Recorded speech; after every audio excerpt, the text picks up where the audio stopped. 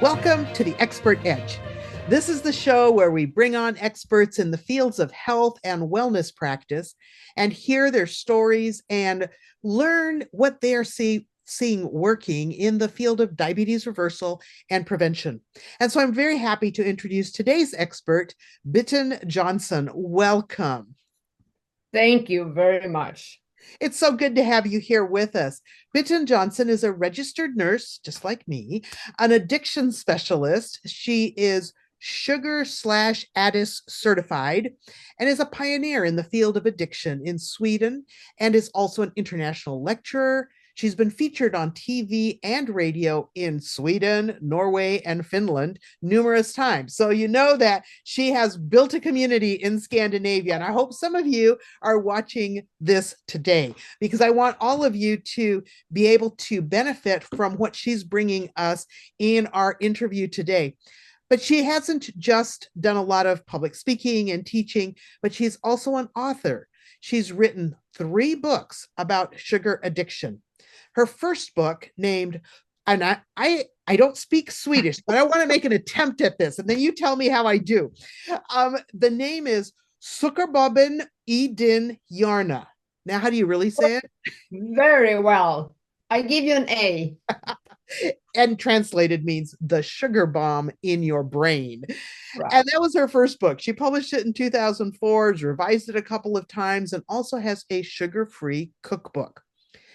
One of the other things that she has done in her work around sugar addiction is developing a diagnostic instrument for sugar/food addiction.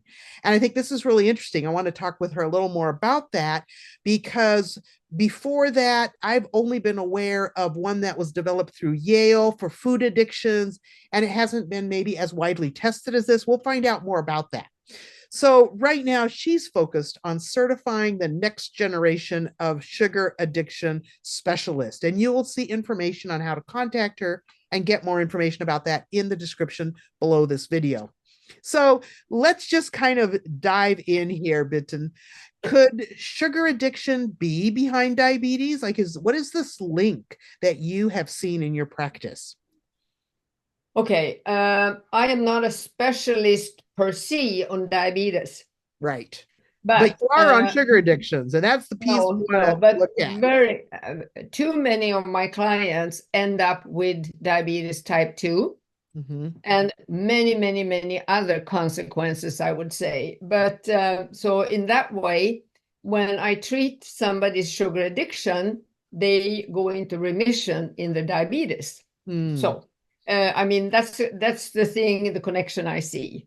I love that. And some other connections that I see in my clients where I'm working with diabetes and pre-diabetes is that many of them, as we get to know them and we kind of dig into what's behind their choices, will admit that sugar, especially, but sometimes other food addictions, are the things that drive their weight gain, which drives insulin resistance, which turns into prediabetes or metabolic syndrome, and without being addressed, will usually lead to type 2 diabetes. So I see a very close relationship. And that's why I wanted to have some time today to talk to you more about this addiction piece, because there is a link. Now, we also know that sugar isn't the only thing that drives diabetes. In fact, we know fat intake is a huge pusher, but sugar cannot be ignored because it may push the weight gain. It may be the obstacle that keeps people from moving forward. So as we think about that, how would someone know if maybe they were addicted to sugar? Are there some ways we can identify it? What are things that we might notice if that's actually what's going on? Well, first I like to define sugar. Okay. When I say sugar, I mean sugar, sweeteners, I mean any flour, flour, bread, pasta, starch is sugar molecules holding hands, but it is sugar molecules. And I also talk about processed food, lots of ingredients, and the ultra processed food, which we had for 10 years, which is even worse because they don't have any micronutrients. The processed food had a little bit of micronutrients, so you could survive better. the new ultra processed food have no micronutrients. They are incredible toxic. I call them kryptonite. But Yeah, what would be some examples of those ultra processed foods?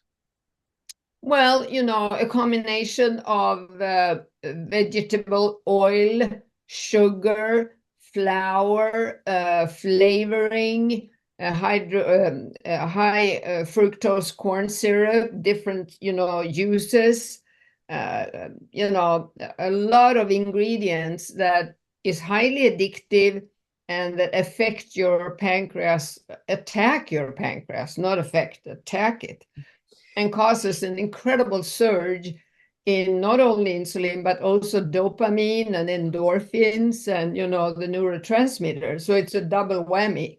Mm-hmm. Well, it's That actually it is. triple whammy, I would say, because it increases the effect in the reptilian brain on your eating. So before, I have to eat because I'm hungry. Now it is, I'm going to die if I don't eat. So it is an incredible, intense craving. So Mm. they play havoc in your whole body. That is very interesting. So ultra processed foods, we're talking about a lot of baked goods. I know here in the United States, that's where you find these combinations that you've mentioned of sugar Donuts, and yeah, oil. yeah. Yeah, donuts, deep fried, Cookies, um, yes, yes, shortbreads, all yes, of those yeah. sorts of things. And you also mentioned that you include flour in your definition of sugar. Now, are we talking mostly about wheat flour, or are you also including other grain flours here? Yeah, and I like to point out that if you have a sensitive brain, it's a genetic sensitive brain, which is not something negative. It's actually a gift, but you need to know how to drive it, is what I tell you. you Mhm. know, but once you that is one thing too with the processed and ultra processed. The more you break down the natural molecule, like, look at the fruit. If you eat an apple, there's a lot of stuff in an apple. But if you drink apple juice, you get a much more potent, dangerous thing. And the same goes with a potato, or there's many things. So nobody goes out in the field and eat wheat corn kernels. So it's all processed in the stores. Any flour is that. So powders, like the protein powders many people drink today. And anytime you break things down, the body has a more difficult time to handle it. Our body is very old. It has 50,000 years of genes, and it needs to work. It's made in a way to break down food, chew it, break it down in your stomach, down in your intestine, and take up the nutrients. If you think about it, if you eat a piece of meat contra vanilla pudding, I mean, that's a heck of a difference, both in what it contains and the molecule structure in the food. We So, don't chew yeah, vanilla pudding. and I think that's really an interesting point to bring out. Although personally, I believe in creation and not necessarily many years of evolution, I do completely align with the idea that we weren't designed to metabolize, to digest foods that have been highly processed before we eat them.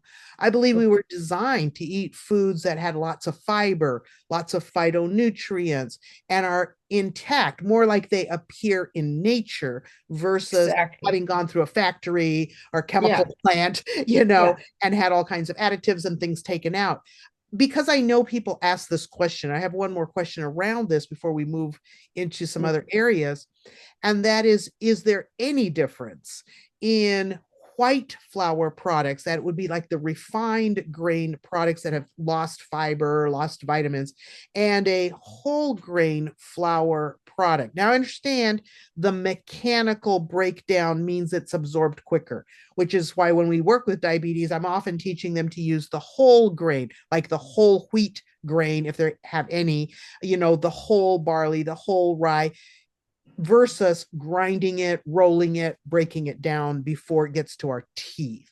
But aside from that, is there still like is there a difference in the way the body uses a whole grain flour and Well, a refined processed flour?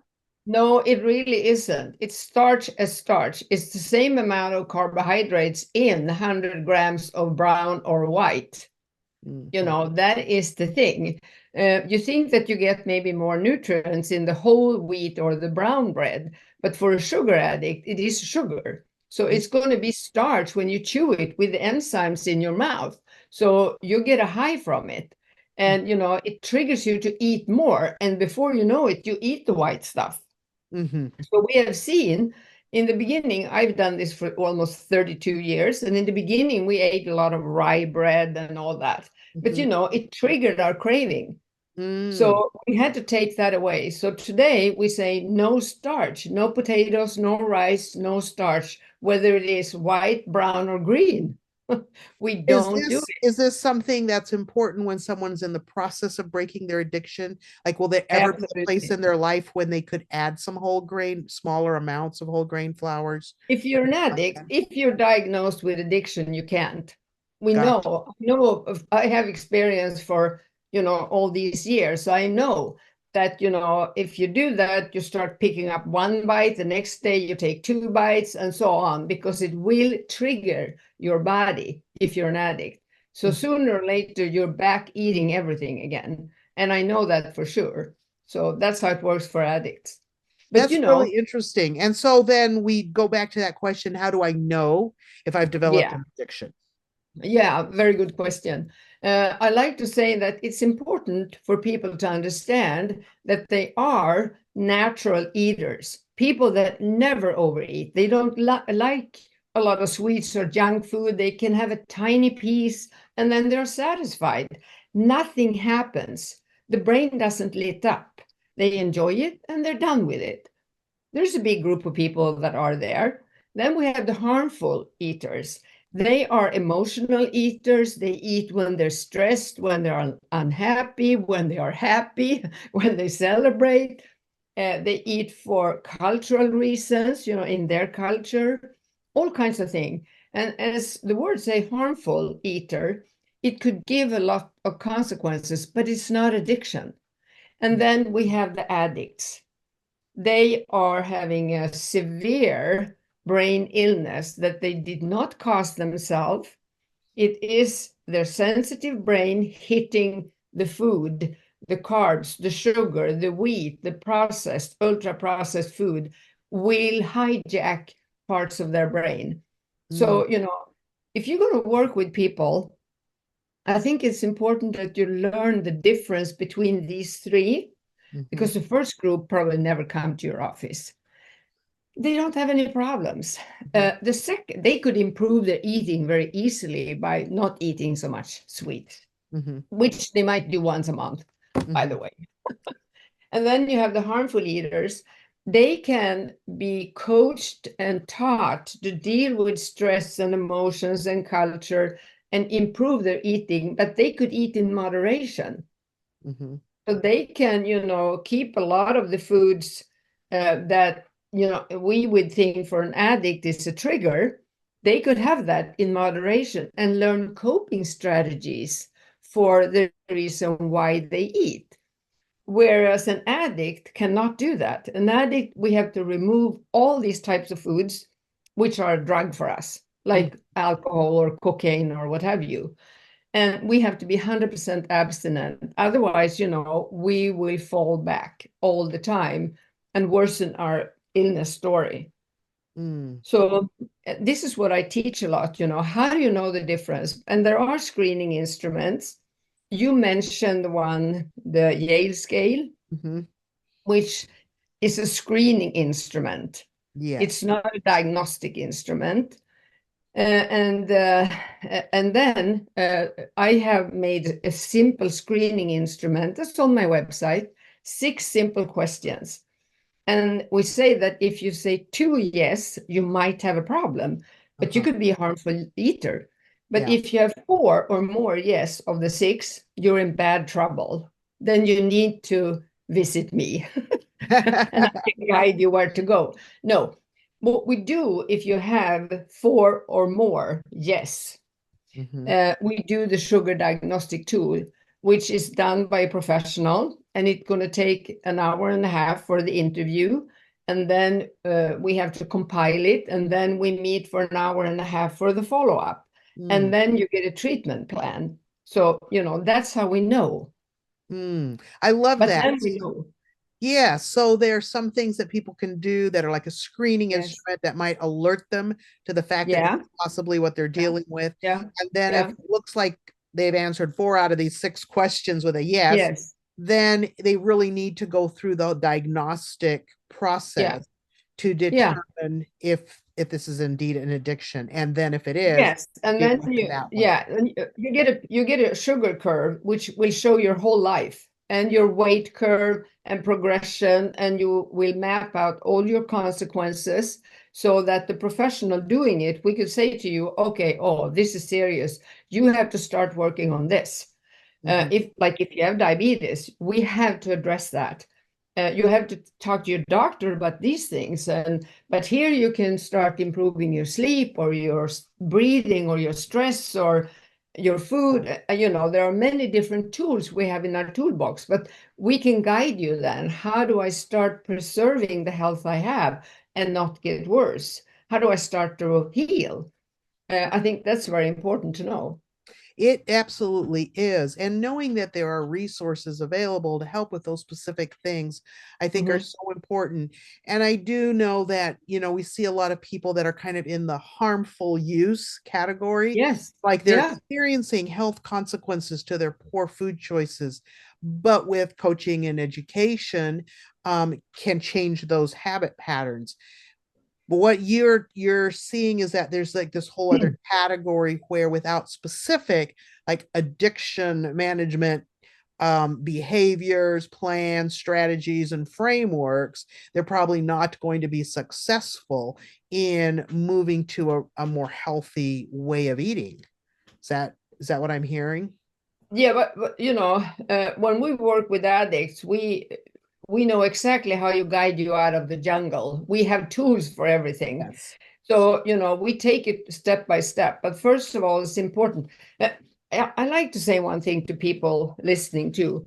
Many are very, very afraid of the word addiction. And, people try to call it all kinds of things. But being a nurse, I think it's very important to be upfront and honest with people. So I like to call a spade a spade.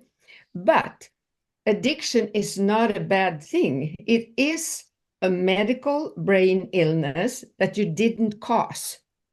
It has physical, psychological, social, and spiritual consequences, which can be healed. So you're not a bad person, but everybody that has an addiction, because with that comes that you can also do another short diagnose, as I say. If you hide, lie, and sneak about things, that's an addiction. Nobody hide, lie, and sneak about boiled cod or cucumber. That's what I used to tell them. And they look at me, yeah, right. Uh, we have to undramatize the word addiction and explain what it is. It is something in your brain. You didn't cause it. It is so sad to me that people are so ashamed and afraid. But the thing, when we do the diagnostic tool, we go through all these questions and we show them the result. People start crying because they're relieved. They say, oh, so that's what's wrong with me. I'm not crazy. I'm not an idiot that have tried all these diets and failed. Now I understand I had the wrong toolbox. Yes, you did. I can provide you with knowledge. And we teach them about the brain. I think it is extremely important that people understand their brain. Mhm. What is prefrontal cortex? Why doesn't it work on me? Because of the drug, sugar. How come I feel like this? Because my limbic system is overactive, and on and on. And Mm. when people see that, they go, oh, now I see. I didn't have a chance, right? No, you didn't, with all the dieting and all the wrong tools they picked up. So I think it is important that we dare talk about addiction. And, I can say anytime, I'm an addict. And, nothing happens in me because I have so much knowledge about what it is. Mhm. But I know that people feel fear, shame, worry. What is people going to think of me? If I had a magic wand, I will make the whole world understand that addiction is nothing bad. You can behave bad, but you're not a bad person. I think it is important for people to understand the difference between a set of behaviors that's damaging, that's, bad choices, has bad consequences, Yeah, and the fact that that does not change their worth. of Because course not. we are valuable no matter what the challenges are that we are working with. That is not connected to the intrinsic value that I believe God puts on each human being. And understanding the difference between those two, I believe as well, is very critical, because if it's tied together, it can be a real vicious cycle. Absolutely. And, if you don't deal with your addiction, if you keep pretending it's not there and you have it, you will fail with every attempt on becoming more healthy Mm, because the addiction going to take over because it is incredible strong. We say that it is cunning, baffling, powerful, and very patient. yes. It's a nasty little enemy, but you are not the enemy. You're not bad, but you have a little enemy in you. We call it the red dog. That's a nasty little bugger. And you need to be good at training that dog. Otherwise, it's going to seduce you and fool you and cheat you, and you're going to go back into eating. You're going to lose control. And actually, the one sentence you could say about addiction is that it is loss of control. Yeah. Yeah. Yeah, absolutely. Also, in your work, I'm guessing that one of the things that you encourage people to do is up their fiber in their diet. I've been seeing some really interesting work on the link between fiber and the neurotransmissions that go from our gut to our brain. Are you acquainted with that? No, but I know a Okay. lot about microbiome. I work with the microbiome, and for many people, they have eaten fiber, so they got diverticulitis because they are constipated due to all the flour and sugar they're eating. So that's a big problem. And I work a lot with candida, overgrowth in the intestine, leaking gut, microbiome. Mm-hmm. But we don't heal with fiber. There's no nutrition in fiber. But I agree with you on the point. I don't think that fiber is the big solution to healing your microbiome. I think That's really eating, interesting. Huh. yeah. And I've seen this so many times on myself and all the people I work with. So, we eat usually a ketogenic carnivore diet, and there's a lot of fiber in that food and a lot of butyric acid for your intestine, and we work a lot with restoring microbiome Hmm. in many ways, with prebiotics. We can use probiotics. The way you chew, you should actually chew every bite 20 Yes, times. You I agree should with that. not drink, yeah, you should not drink with your meal because you dilute hydrochloric acid. And one thing I found out that people that have been eating sugars, all the things I explained it was, they have a lack of hydrochloric acid many times. Mm-hmm. And, then you feel gastritis and you think you have too much hydrochloric acid, but it is the opposite. Yes. When you don't have enough and you eat food, then it can't break down. It starts foaming in your stomach, and that comes up in your throat. And you think you have heartburn and gastritis. So I have treated so many people with giving them hydrochloric acid Mm-hmm. before meals, and that will help a tremendous amount to break the food down. Mm-hmm. Because one thing we have to understand too, if you have a destroyed microbiome and it doesn't break down in your stomach and in your intestine, the important thing is the protein. Animal protein is what I suggest all the time because the amino acids there, those are the building blocks for your neurotransmitters if you have a good microbiome. So it That's all really goes together. interesting. It's really interesting. And I understand that this has been your experience as you work with people, and I completely respect that. Some of the research I've seen was looking at the families of microbes in our microbiome, and that Yeah. one family that tends to multiply with junk food actually sends neurotransmitter impulses to our brain that adds to our cravings for more junk Yes. food. Yes. And in contrast, there's another family of microbes in the intestine that love fiber, as found like in vegetables, right? Mm-hmm. And that if they get enough fiber, they multiply and take over so that you have actually less cravings. And I've seen that in my clients, that they've experienced fewer cravings for junk food as they've included like more vegetables and plant foods that have some fiber in their diet. So it's just kind of interesting to me that I think there are a lot of pieces to this, and I encourage people to study it out, research it, Yeah, figure and out what's going to work for you. yeah, and we start with a generous low carb diet.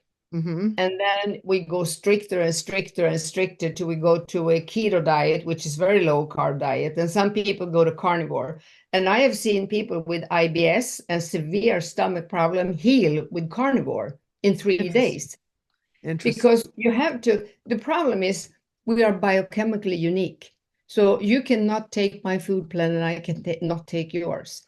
And this is the tricky part when you work with biochemical repair, which I do, Mm. that you have to be aware of these things. And remember that the microbiome in your microbiome all over your body, but in your intestine, they communicate with your brain all the time. Okay. For sure. So, you have to be aware of that some people react adverse to fibers.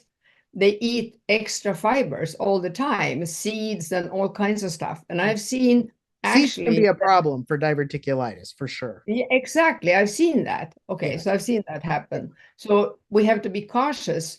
But the thing is, when I work with people, one of the things that I think is very important when you help them to find their fuel mix between, protein, fat, and veggies, okay, is also be aware of anti-nutrients in veggies and oxalates. Mm-hmm. So that is very important knowledge to be aware of, because not everybody reacts to them, but some people react violently to them. Mm-hmm. So, you start somewhere and you Yes. follow your client and you see what's happened. And that's why I was so excited over the book about mitochondria, Yeah. because in the old days when we were working with people with food plans, we always talked about feelings. How do you feel? How do you feel? And, that was really messy to tell you. People thought that they were always depressed and ate because they was depressed. But see, they were depressed because they ate the wrong food, so the brain didn't have any nourishment. Yeah. So I turned that around many years ago, calling put the horse in front of the wagon, thank you.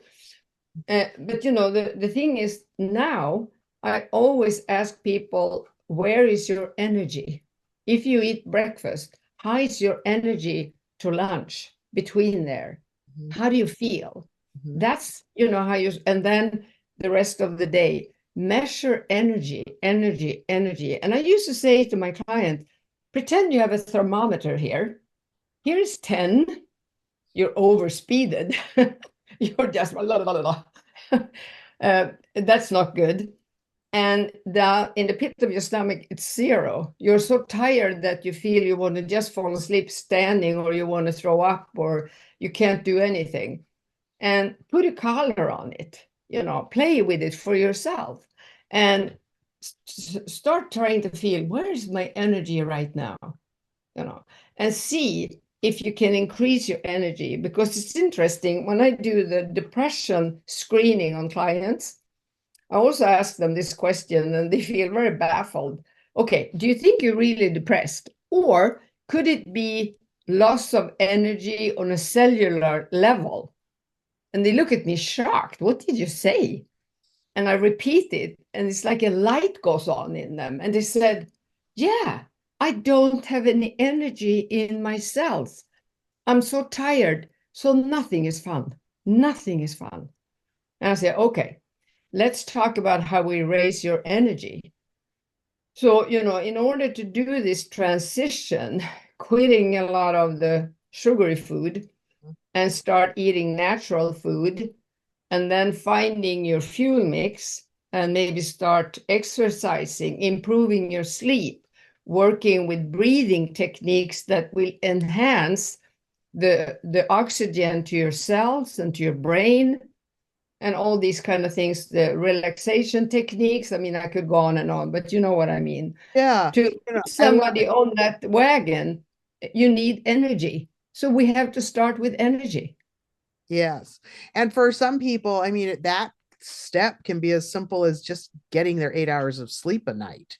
Yes, Because some yes. people are just so exhausted because they Mhm. haven't given their body rest either. And so, yes, like you say, it's really important, I believe, to take a whole person approach to this and for people to actually be aware and like start thinking about how is my body feeling? How am I reacting to what I'm trying here? Is this taking me in the right direction? And also, I recommend that people um be their own advocates when it comes to health, right? Of Like course, know of what your course. results are from your labs, know Yeah, what optimal yeah. results for What's your long-term blood health. pressure? Yeah, what's your Yes. A1C? What's your Yeah, right, cholesterol right. level, right? Yes, yes. And I it, totally agree with you. yeah, That's and what as I you teach. monitor, yes, Yeah, I as teach you people how monitor to do that, that. it Yeah, can help yeah, you know if you're going the right direction or not. So, yeah. And yeah. also, don't let anyone, if you have a symptom, if you feel something, stand up for it. Even be, Yeah. oh, it's just in your mind. No, no, no, don't buy that. If you feel something, talk to people that understand, not people that dismiss you. Mhm. That's very important, I think. Oh, you feel Okay. like that. And that's why, I have a lot of measuring forms, like one that's called the biomarker, which is a lot of questions where people start filling in, Mhm. their numbers the first day, and every third week they do that. And in the beginning, when they have withdrawal and feel miserable, and maybe they sleep even worse the first time because, the body is in havoc. So, and then we look at that after 3 weeks and they say, oh, I still feel miserable. And I said, let's check your numbers. And I said, well, wait a minute. Here, when you started, you had a 4 on headache, and now you have a 1. Oh yeah, that's right. My headache is gone. And we start going through it because many times it's interesting. They think that so many things going to disappear at once, and it's not. And as we said when we talked about the stomach, you could be worse off for a while before things get in balance. Mhm. Yeah, so I mean, you have to expect that. And but if they talk to people that understand this, and some they come worried and they say, I experienced this and that. And I said, that's very normal when you're in detox. Oh, thank you for Yeah. saying that. What Yes, a relief. absolutely. Yeah, yeah, Totally agree. And so I yeah. think, as people learn to pay attention to what their Hmm. body is telling them, Yeah, as they are making choices to improve their health, I think it's yeah. just so important not to Mhm. give that management of your health over to some third party. It's like you live in this body, you're responsible. So educate Yeah, yourself, and learn, how to yeah, take and care of start it. liking your body. A lot of Absolutely. us, we learn that it's important how we look. My big stomach, my big butt, I'm fat or I'm ugly, or look at my hair, and then I have a practice that I have them do every evening. They have to start thinking, thank you to my eyes, because everything I can see, flowers, my dog, I can see you now, the screen, I can watch beautiful sunrises. My nose, I can smell flowers, perfume, good food. And to go from looks into function. Mhm. Look at my hands, what they can do. Thank you to my hands. Thank you to my butt because I can sit on it. Thank you to my legs because they carry me.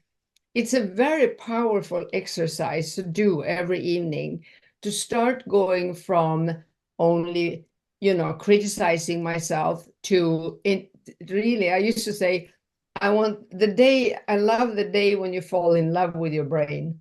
The brain has always fascinated me. Many Yes, years yes. ago, I was privileged to study under Dr. Bernell Baldwin, who was a neurophysiologist, Oh, yeah, and just became so interested in the things that affect our brain, how our brain works, how it's so yeah, integrated with every other part of our body. So yeah, I totally resonate with that. And yeah. I know our time is running out here. This has really It's been a fascinating universe. Our conversation. brain is a universe. It Yeah, is very much so expansive. We have never plumbed the depths of it. I don't know that we ever will know everything about the brain, I but don't think so. it is one of the most important organs in our body that we actually need to Yeah, take care of. And yeah, taking care of addictions and things that impact our bodies negatively should be a priority for every one of us. So absolutely.